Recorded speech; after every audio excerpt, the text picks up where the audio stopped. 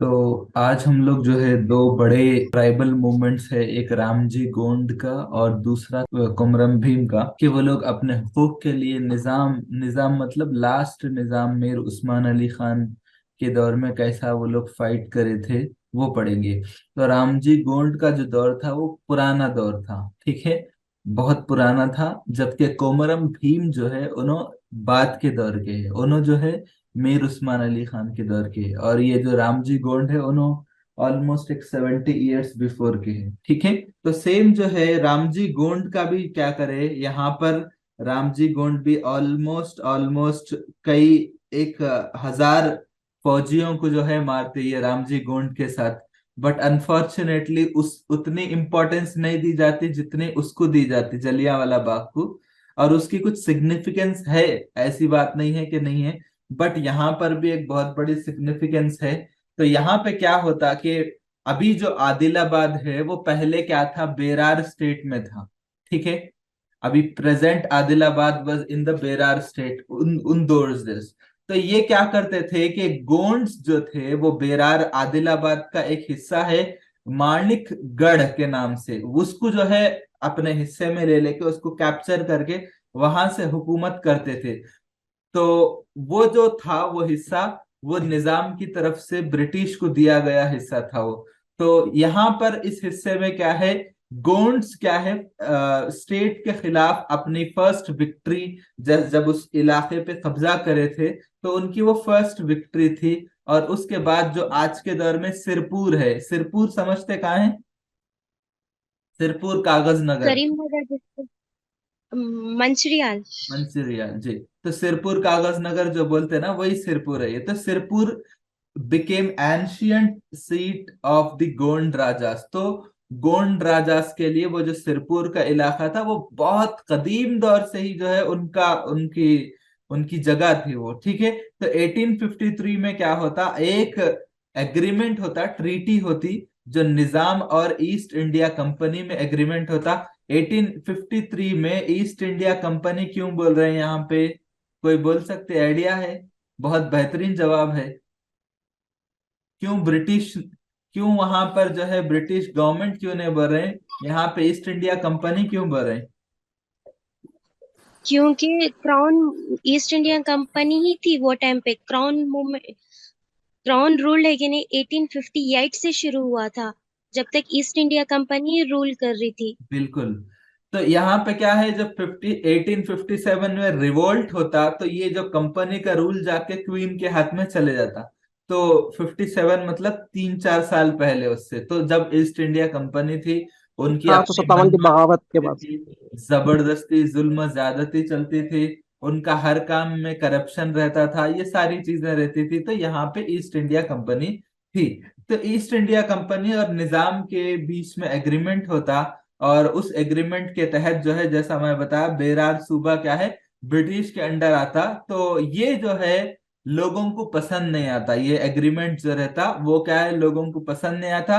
और 53 से 60 तक, 7 साल तक गोंड्स और मुस्लिम, मुसलमानों में कौन, जो रोहेला, जिसको बोलते हैं रोहेल्लास मुस्लिम, जो कि नॉर्थ इंडिया से आए हुए रहते, वो वो मुसलमान और गोंड्स दोनों मिलके क्या करते, ब्रिटिश गवर्नमेंट के खिलाफ क्या करते, रिवोल्ट करते, एक तरह से बगावत करते। तो इसकी जो लीडरशिप रहती, इसकी कयादत कौन करते, रामजी गोंड और हाजी रोहेल्ला, इन्हों करते, ये दोनों लोग इस रिवोल्ट की कियादत करते, ठीक है।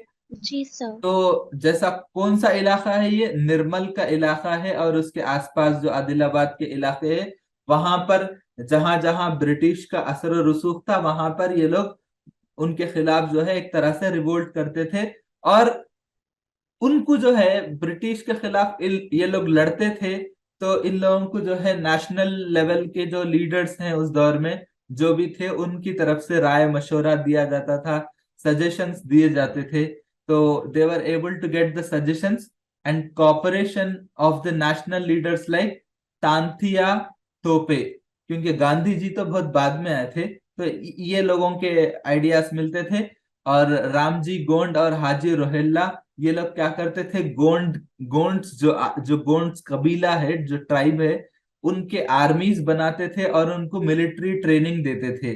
और ये लोग क्या करते थे, ये जो आर्मी है, ये लोग ब्रिटिश रूल के खिलाफ काम करते थे लोग, ठीक है।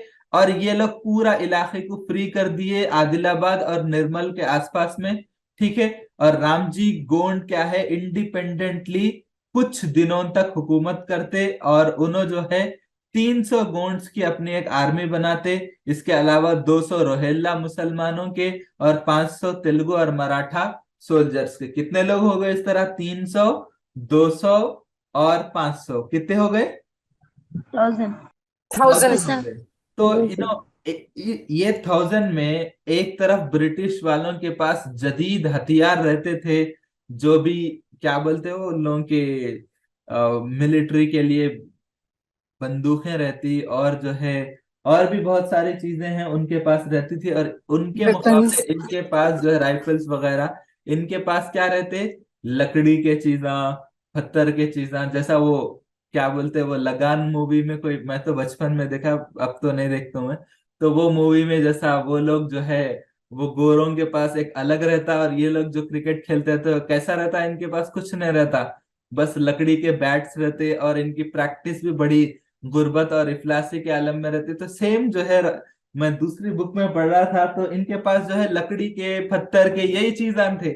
लेकिन जो ब्रिटिश वाले हैं उनके पास जो है जदीद हथियार के राइफल्स थे, और जो और भी जो है ना बहुत सारी चीजें थी। तो फर्स्ट जो लड़ाई होती उसमें जो है ब्रिटिश वालों को अंदाजा होता कि अगर से कि इनके पास जदीद हथियार नहीं है, लेकिन फिर भी इनके पास बहुत ज्यादा जो है, बहुत ज्यादा इनके पास इंटरनल पावर है, इनके अंदर बहुत ज्यादा जोश और जज्बा है। तो उसके बाद वो लोग थोड़ा पीछे हट जाते, और वहां पर उसकी एक और जिम्मेदारी देते, जो कि वो जो है ना, कर्नल रॉबर्ट नाम है उसका, क्या नाम है उसका, कर्नल रॉबर्ट। Colonel Robert. जी जी जी।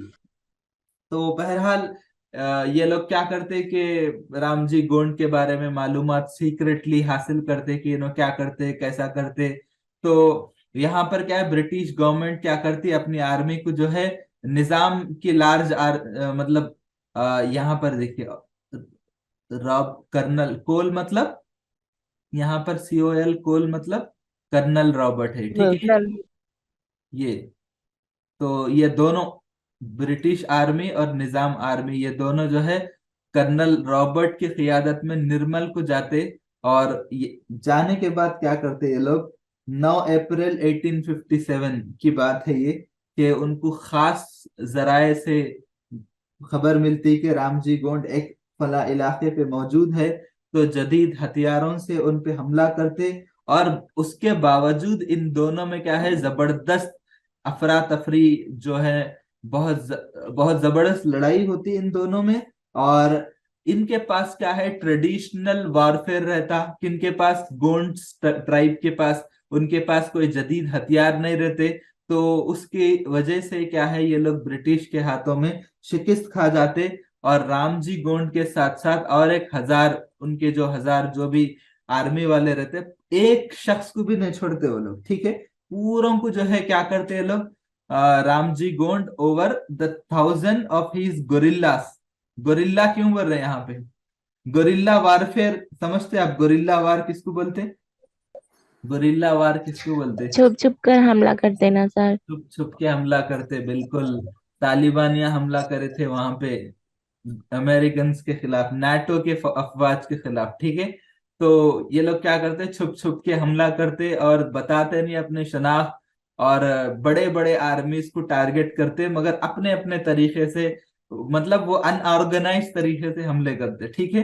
तो गोरिल्ला वार उसको बोलते। तो इनके साथ जो 1000 गोरिल्लास थे, उन सबको जो है कैसा करते, मासिव एग्जीक्यूशन, सबको बड़े पैमाने पे फांसी देते। ये लोग क्या करते हैं, इन सबको एक एक बनियन ट्री, किसको बोलते हैं, बनियन ट्री, वो रहते ना, लटकते रहते, देखिए उसके क्या बोलते हैं, उसको उर्दू में क्या बढ़िया। बड़का बोलते बड़का झाड़ बरगद वाला। का झाड़। हैं, बड़का झाड़। तो उस झाड़ को जो है बहुत बड़ी, उस मतलब बड़े पैमाने पे लोगों को फांसियां देते। तो वो वे उस झाड़ को भी क्या बोलते हैं, वेयी उरेला मर्री। तो ये झाड़ की आज भी पूजा करते हैं वो लोग, ठीक है। जहां पे रामजी गोंड और हाजी रोहिल्ला की फांसी दी गई थी। तो यहाँ पे एक मेमोरियल भी है, जहाँ आई थिंक निर्मल फोर्ट के पास रामजी गोंड का एक यादगार भी बनाया गया है। तो ठीक है, यहाँ पे जो है आज तक उसका नाम है वो, आई डोंट नो कि वो झाड़ है या नहीं है, बट अगर ये हिस्ट्री को अगर देखेंगे तो अपने आप में जो है